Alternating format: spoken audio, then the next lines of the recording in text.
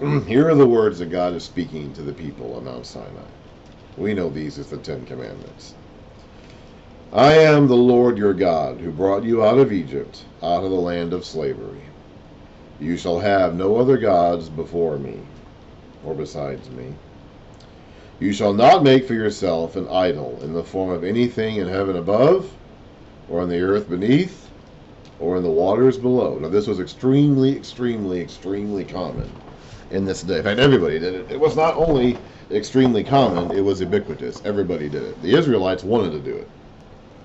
This was a command that they had a very, very, very, very hard time keeping. This is being spoken in 1546 or so BC. And they're not going to fully scrub themselves out of their desire for idols until their captivity in Babylon in the 500s BC. So for the next 900 years or so, it's going to be a constant struggle to teach and train these Israelites not to make idols for themselves. They're going to do it actually in just a few chapters. Moses is going to go back up to the top of the mountain and stay there for several days, several weeks, to the point where they don't even know what happened to him. So they're going to turn right around and make a golden calf. So this idea of having a physical image to bow down to was deeply ingrained in them, and it's going to be 1,000 years before they finally scrub themselves free of it, clean of it. You shall not bow down to them or worship them, for I, the Lord your God, am a jealous God, punishing the children for the sins of their fathers to the third and fourth generation of those who hate me, but showing love to 1,000 generations of those who love me and keep my commandments. You shall not misuse the name of the Lord your God, for the Lord will not hold anyone guiltless who misuses his name. What this is really referring to is taking the Lord's name in an oath or a swear and not fulfilling up on that. That's really what this is referring to. We think of this when I'm saying swear. Okay, I'm not saying like using it in terms of a swear word, like we would think of it. Okay, I could list off a bunch of examples here, but I'm assuming that would probably offend some of my audience. I'm not going to do that. But that's really not what he's talking about. We think of it in that terms because that's what we think of. But when we think of swearing, we think of it like you're trying to hit a hammer and you miss the nail. You're trying to hammer a nail and you miss the nail, hit your thumb, and you go like, oh, blah, blah, blah, blah, blah, or something like that. That's not really what he's talking about. He's talking more about here in terms of taking an oath in the name of the Lord and then not fulfilling the terms of that oath. Okay? That's really what it means to misuse the name of the Lord in that culture. And we're going to see a lot of people throughout the Old Testament who are going to take oaths in the name of the Lord. Some of them will fulfill those oaths, some of them will not. One of the absolute worst things you could do, but maybe even the worst thing you could do, is take an oath in the name of the Lord and then not fulfill that oath. Now, there were ways to get out of it. We'll read about that a little bit later. There were ways to get out of taking an oath, at least for some people, but that was a very, very, very serious thing to do, to take an oath in the name of the Lord and not fulfill. If you did that, if you took an oath in the name of the Lord, you were supposed to fulfill that oath. And if you didn't, then you had misused the name of the Lord, and you took the name of the Lord in vain, and that is a very serious charge. In the Sermon on the Mount, Jesus is going to tell the people, just don't take an oath at all. It's like you'd just be better off just not even taking an oath. Just make your yeas, yeas, and your nays, nays, and leave it at that. You don't need to take all these oaths to swear what you're going to do. Now, we don't really have that in our culture today. Not really. Very little. We have some idea of the whole so help me God thing. We don't really believe that anymore, honestly, to be honest with you. When the president gets inaugurated, he still puts his hand on the Bible and says, so help me God. And we really don't, nobody really takes that seriously anymore. And so we really don't have the concept of swearing. Not really. Whatever concept we still have of that in our culture is vestigial, basically. It's like an organ that doesn't do anything anymore. Like, we really don't care about any of that. Like, when a judge is sworn into office, or you take these positions, there is some sort of swearing in, but no one really cares about that anymore. No one takes that seriously. And so we really don't have this concept of taking an oath or swearing in the name of the Lord. So when we hear swear, we think of people saying things like damn or hell or stuff like that. But that's really not what it's referring to. That's our way of thinking of it, but that's not really what Exodus is talking about when it says, "Don't misuse the name of the Lord." The Lord will not hold anyone guiltless who misuses His name.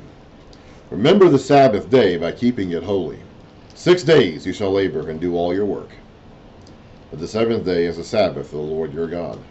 On it you shall not do any work, neither you, nor your son nor daughter, nor your manservant nor maidservant, nor your animals, nor the alien within your gates. For in 6 days the Lord made the heavens and the earth, the sea, and all that is in them. But He rested on the seventh day. Therefore the Lord blessed the Sabbath day and made it holy. Honor your father and your mother, so you may live long in the land the Lord your God is giving you. You shall not murder. You shall not commit adultery. You shall not steal. You shall not give false testimony about your neighbor or against your neighbor. You shall not covet your neighbor's house. You shall not covet your neighbor's wife, or his manservant or maidservant, his ox or his donkey, or anything that belongs to your neighbor. Now we have a lot more commandments to go. It's not just these 10. Okay, we have a lot more to get through by the time we get done with all this. But these 10 are going to be the basis for all the commandments that are to come. All the commandments and regulations that are going to be coming in the rest of Exodus and then throughout the book of Leviticus are going to derive from these 10. When the people saw the thunder and lightning and heard the trumpet and saw the mountain and smoke, they trembled with fear. They stayed at a distance and said to Moses, "Speak to us yourself, and we will listen. But do not have God speak to us, or we will die." Moses said to the people, "Do not be afraid. God has come to test you, so that the fear of God will be with you to keep you from sinning." The people remained at a distance while Moses approached the thick darkness where God was. So this is a God that's with them, but is very much separate from them. This is a God that you cannot take this God lightly. You cannot treat this God indifferently. You must treat this God with respect. You must worship Him properly. This is still true today. Now we read in Moses, we read in Hebrews, much later on.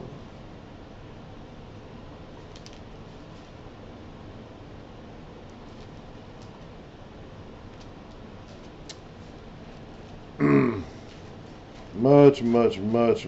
Hebrews is basically the sequel to Leviticus. We're going to be reading Leviticus after we get done with Exodus. And Hebrews is essentially the New Testament equivalent to Leviticus. It's basically the sequel to Leviticus. At any rate, so he's talking about a variety of things regarding the priesthood and things of that nature and so forth throughout the book of Hebrews. He says here in chapter 2, this is near the end of the book, as he's kind of getting his, wrapping up his thoughts and wrapping up his statement. He's about to go into his conclusion and finish off his letter, his sermon, really. In chapter 12, in verse 18, starting in verse 18, "You have not come to a mountain." He's talking to Jewish Christians of the first century. You have not, and these are Jewish Christians who are being tempted to go back to Judaism. We'll talk about this someday down the road when we finally get to Hebrews in a year or 2 or 3 or whatever it is. Basically, it is my contention that Hebrews was written. I believe that Hebrews, the book of Hebrews, was a letter started by Paul while he was in prison waiting for his execution before he died. I believe he was put to death before he could finish the letter, before he could finish this sermon, exposition, whatever you want to call it. And it was ultimately finished by Luke and maybe with Timothy's help.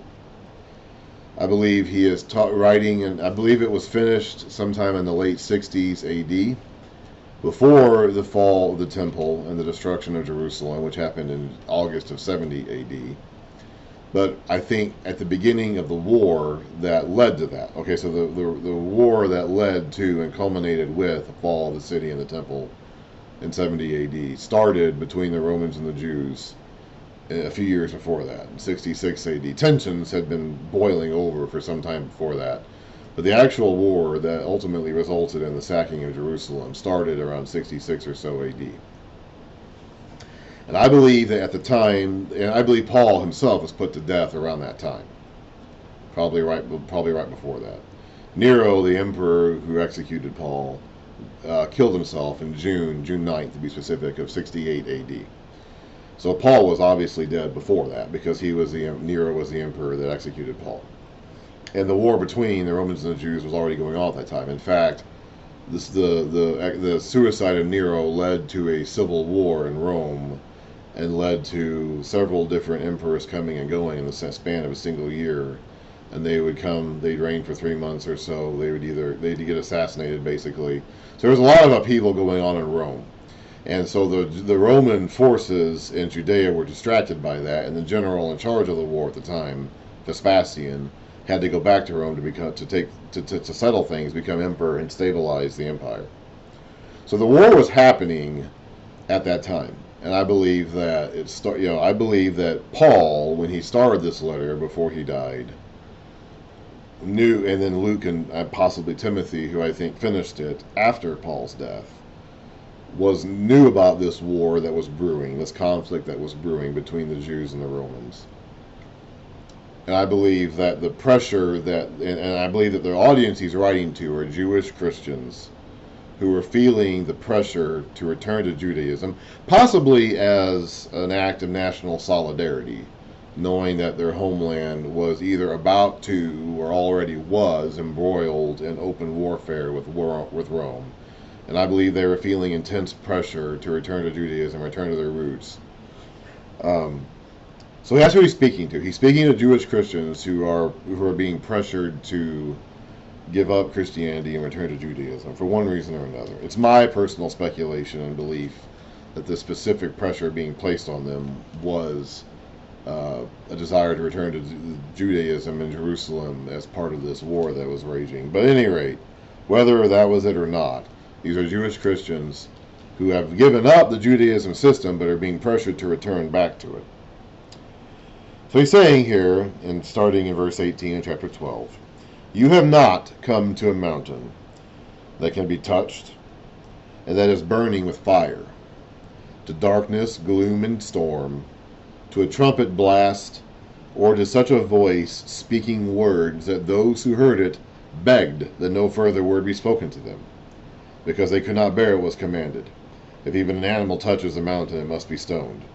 The sight was so terrifying that Moses said, 'I am trembling with fear.'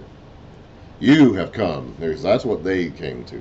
That was the mountain that these people came to. You, this audience he's speaking to today in the 1st century AD, you have, and every generation of Christians thereafter, you have come to Mount Zion, the heavenly Jerusalem, the city of the living God. You have come to thousands upon thousands of angels in joyful assembly, to the church of the firstborn whose names are written in heaven. You have come to God, the judge of all men, to the spirits of righteous men made perfect, to Jesus, the mediator of the new covenant, and to the sprinkled blood that speaks a better word than the blood of Abel." So this is the mountain that we come to. This is the kingdom that we join. This is the mountain that these people dealt with. It's the same God. The God here in Exodus 20 is the same God that he's referring to here in Hebrews 12. Our access to God is now, and we have to, and what God is doing here in Exodus 20 is he is establishing his relationship with the people at this time as king and people. Okay, they are to act respectfully towards him and worship him and approach him in the way that he instructs them to. They're not to act disrespectfully. They're not to act indifferently. Now, we are given much greater reason for confidence in entering the presence of God. God wants to be with us. He wants to be with these people too. Jesus makes that possible in a way that was still not possible here in the days of Exodus 20. But God's plan all along has been for him to be with the people and the people to be with him. At the same time, there is a certain level of respect that must be involved here. We can approach the throne of God confidently and boldly in a way that these people cannot or did not.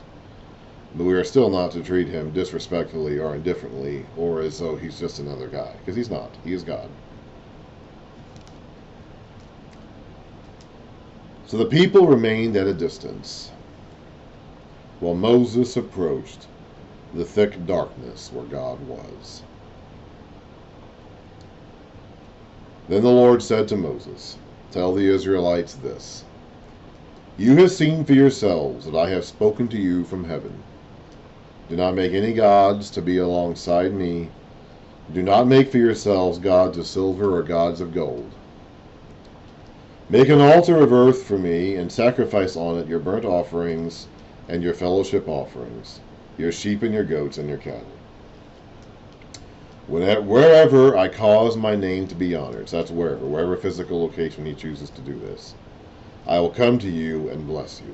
God is not limited to a single physical location. One of the unfolding revelations of God throughout the Bible is to demonstrate that it doesn't his presence and his power is not tied to a specific physical spot. Jacob thought that back in Bethel. He thought that that was a connecting spot between heaven and earth. In that culture, you went up to a hillside, you went up to a mountaintop to have where there would be an altar that you worshiped your God. But God's location is not bound to any specific physical spot. So wherever he causes his name to be honored, I will come to you and bless you. If you make an altar of stones for me, do not build it with dressed stones, for you will defile it if you use a tool on it. And do not go up to my altar on steps, lest your nakedness be exposed on it. These are the laws you are to set before them. And so then we're going to get into a whole bunch of laws. And this is going to continue for a while. That's a good place to stop for the day. We have gotten them to Sinai. They're going to be here for a year. They're not going to leave Sinai until the book of Numbers. So for the rest of the book of Exodus, and we're only halfway through Exodus, for the rest of the book of Exodus and for all the book of Leviticus, they're going to be at Sinai. So everything that happens for the next book and a half in our divisions of the Bible is going to be taking place at Sinai. Exactly how this all fits in chronologically is hard to say. Moses is going to be given these instructions and he's going to be writing them down, and they're going to be given kind of in waves. And even the way they're arranged in our text, it's again very circular. He's going to talk about something, he's going to move on to something else, and then he's going to talk about something that go back to that same thing and talk about it again. Okay? We're going to read this in Leviticus, where it's arranged like in waves and circles. We talk about the sacrifices, we talk about the feast days and all those things. Then we go back to the sacrifices and talk about them again. Add a little bit more detail about them. And it's confusing. I mean, from my mind, from what I'm used to, I wish everything had been laid out sequentially and systematically. It's just not written that way. Okay? He's going to give him a bunch of instructions. He's going to talk about something else for a while. He's going to want to give him some more instructions. That's just the way it's written. And for me, it's hard to follow. For me, it's hard to understand. It's hard to comprehend because he's giving them kind of like these waves of instructions and building on instructions he's already given them before. But he's not doing it in the fashion that my brain would most appreciate it. I like to see kind of systematic, start to finish list of instructions and kind of clumped together in specific topics, and that is not the way they're being arranged. But that's just how their minds worked. Okay. Now again, the priests are the ones who really need to know this. So if you weren't a priest, I mean, the priests are the ones who were responsible for instructing you. If you weren't a priest, then it was a priest's job to instruct you. If you were a priest, then it was your job to instruct them. And it was hard, and the priests didn't do that most of the time. Throughout their history, the priests failed to instruct the people properly a good chunk of the time. It was difficult. It was difficult. It was difficult. At any rate, we're going to get into the law of God here. And we're going to get into the building of the tabernacle and the Ark of the Covenant and all the things that go with that. So it's true that the next block of material is going to be very dry and probably will not be all that exciting to most readers today.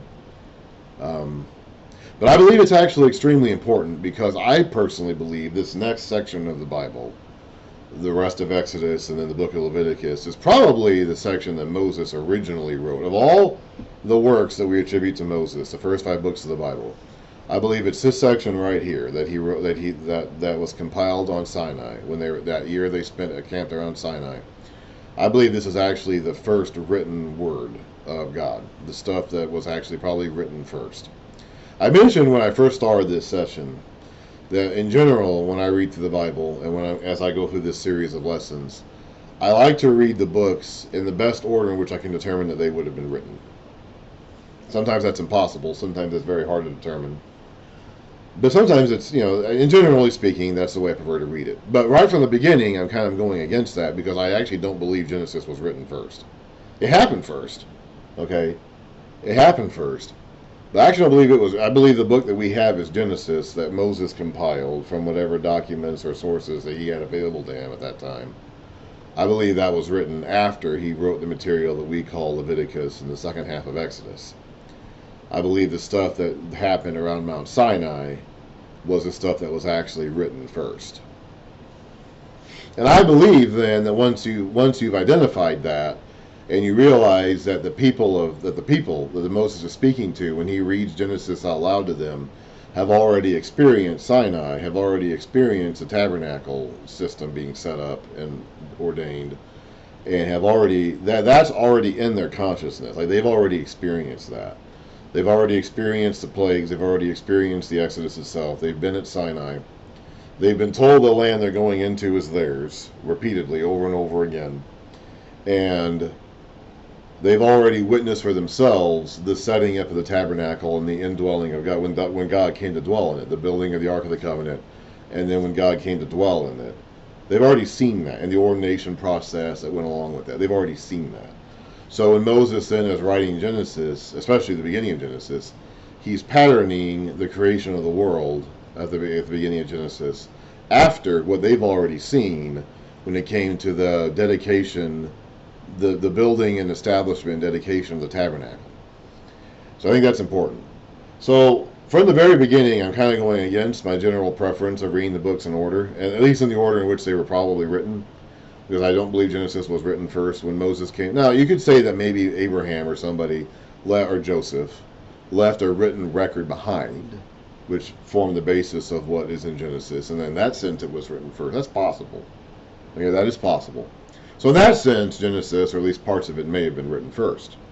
I'm talking specifically about the documents that we have that Moses would have compiled and left behind. Later editors and scribes may have made minor changes to it. In fact, I think they did make minor changes to it here and there. That is what I'm talking about, the document that we actually have, not whatever hypothetical document that Joseph may have kept, or Jacob, or whatever. I'm not sure. Maybe. We can't really prove that one way or another. At the very least, they had oral traditions that they were passing down from generation to generation. I don't know how far back writing goes. I don't know. Joseph probably would have had access to it. I don't know about Abraham or them. I don't know. I just don't know. And frankly, neither do you. I mean, it's like nobody really, we're talking about 4,000 plus years here. Like nobody really knows. Okay? All right. Even if cuneiform tablet writing existed in Abraham's time, did he have access to the tools necessary to do it himself? I don't know. Possibly. Joseph certainly would have a few hundred years later in Egypt. So it's possible Joseph had something that Moses kept and then wrote a document out of. We just don't know. That's all hypothetical. I also think that we often do a disservice to ancient peoples when we assume that they could not have kept careful oral traditions. Again, that's an assumption that we make. We cannot do this today. Okay? We are so used to writing. And now we have social media and Twitter and all the stuff out there in the cloud or whatever. It's like we are so used to preserving our thoughts if you're an FBI official investigating Donald Trump, you keep memorandums of all of your conversations with him or whatever. It's like we're so used to documenting everything in writing. Of course, it doesn't occur to us that someone can keep this stuff straight in their minds. Because we can't. We can't do that. So therefore, we assume that nobody can. We project our own limitations on other people. We project that back down in time, and we assume that Abraham, Isaac, Jacob, and Joseph could not keep accurate oral traditions stored in their minds and spoken out with their mouths to their sons and their grandsons. And we assume they couldn't do that because we can't do that. I think we're doing a disservice to them when we do that. I think we're doing a service to ourselves too, because we don't even realize we have a blind spot in that area. At any rate, of the document that ended up becoming what we call Genesis, I believe that was compiled by Moses after the Israelites left Sinai.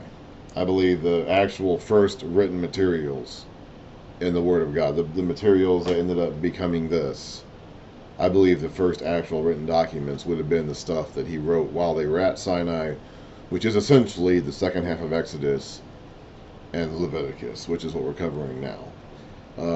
I think after they went into the land and got rejected and had to go back out and spent 40 years wandering in the wilderness, I believe it was during that time that he added the history from Genesis to the first half of Exodus onto the material that he had already written. I can't prove this. But reading through the text carefully, this is the conclusion that I have reached. Anyway, so next time we're going to get talking about the law. It starts right here after the Ten Commandments are actually the basis of it. So we've already begun the discussion by reading through the Ten Commandments because they're going to be the basis of it. And then after that, we get the fun section of reading about the building of the tabernacle and the Ark of the Covenant and the priest clothes and the lampstand and all the stuff that goes with it. That's going to be fun too. At least you're not going to deal with too many genealogies. Real fun stuff comes when we have to deal with the genealogies. I'm not going to deal with those at least. So yeah, the next few lessons are going to be tough. They're going to be tough and they're going to be dry, but I think it's important for us to at least be aware of this stuff. We don't have to follow the law today. We are not bound by this law that Moses is going to be introducing here, so we don't have to pay particular attention to that in that regards. But it does. We do a great disservice to ourselves if we shy away from this subject. It's difficult and it's dry. It is all these things. It's difficult, it's dry, it's unpleasant, it's not fun, and it's not binding on us today. So it's like that's why we don't like studying this stuff. Okay, you're not gonna get a lot of people to rush up to sign up for studying this stuff. And it's and that's understandable. But we do ourselves a great disservice when we shy away from it, because I think by understanding what this is and what they mean, what they point to, and how they find, and especially with the sacrifices, how they find their ultimate fulfillment in the life and work of Jesus Christ, I think we do a disservice to our own understanding of God and our own understanding of proper worship. No, we don't go to worship God today by offering up our bulls or our goats or our rams. We don't do that. And we're never going to do that again. Like, even if they build another temple in Jerusalem and start doing that again, that's not going to be an acceptable sacrifice or worship to God any longer. And that system of worship is done. Okay?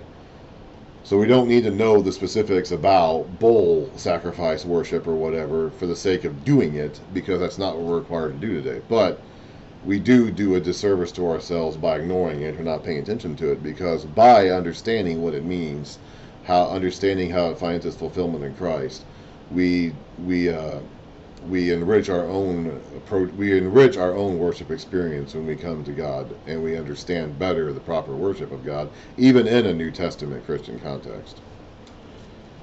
And also, in terms of some of these laws and some of the weirdness of these laws, it helps us to understand the culture of their times too. There are going to be passages in the Old Testament that aren't going to make very much sense unless we understand these laws and the context in which they were given. So yes, this is not going to be a fun section. I'm not going to have fun I'm going to admit it. I'm not going to have fun reading it. Whenever I do read this section, especially the building of the tabernacle, that is really dry. I'm not going to have fun reading it, and chances are you're not going to have fun listening to it. But there is stuff here that we do need to take away and look at seriously and consider honestly.